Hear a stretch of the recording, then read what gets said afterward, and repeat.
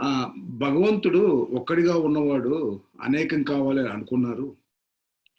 అనేకం అది ఆయనకి సంకల్పాలు ఏముండవు అని అది మనకి ఇప్పుడు అర్థమైంది. కానీ జీవుల యొక్క సమిష్టి ప్రేరణే వాసనలే పరమాత్మ యొక్క సృష్టికి కారణమైంది. అంటే మీరు మళ్ళీ సైకిల్ చక్రం అదంతా చెప్పారు. అది మళ్ళీ నేను మళ్ళీ మీరు ఆ ఎగ్జాంపుల్ చెప్తారని నేను అనుకోను. ఆహ్, అసలు ఫస్ట్ ప్రేరణ ఎలా వచ్చింది? ఫస్ట్ లేదు. ఫస్ట్ అనేది లేదు. ఆ ఫస్ట్ అనేటువంటిది ఎవరికి వాళ్ళు తెలుసుకోవాలంటే వాళ్ళు ఆత్మానుభూతి పొందినప్పుడు వాళ్ళకి తెలిసింది కళ ఎప్పుడు ప్రారంభమైంది అని.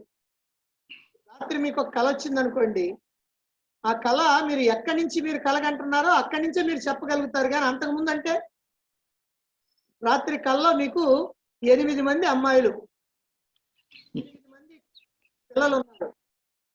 అట్లానే 6 కొడుకులు ఉన్నారు. మొత్తం 14 మంది. వాళ్ళకి పెళ్లిళ్ళు చేయటానికి, వాళ్ళని పెంచి పెద్ద చేయటానికి కాళ్ళ చెప్పులు అరిగిపోతున్నాయి వాళ్ళకి మొత్తం.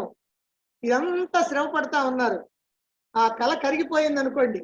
ఆ కళను చెప్పారు. ఇప్పుడు మీరు ఎవరో మీ పక్కన ఉన్నటువంటి భార్యతోటో అబ్బాయితోటో ఎవరితోటో చెప్పారు.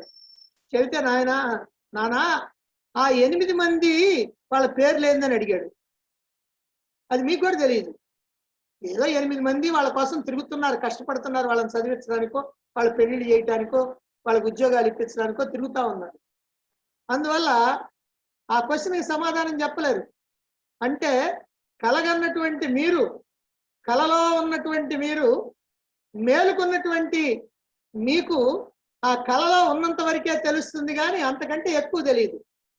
అలాగే ఇప్పుడు జాగ్రత్త అనేటువంటి కళలో మనం ఉన్నాం. ఈ కళలో జరుగుతున్నదంతా మనకి తెలుసు. కానీ దీనికంటే వేరే ఇందులో ఒక క్వశ్చన్ కనుక వేస్తే మనకు తెలియదు. రాత్రి కల్లో ఏం జరిగిందో, ఆ కల్లో ఏమైతే జరిగిందో దాన్ని గురించే చెప్పగలుగుతారు. అంతకంటే ఇంకో క్వశ్చన్ కనుక వేస్తే మీరు చెప్పలేరు.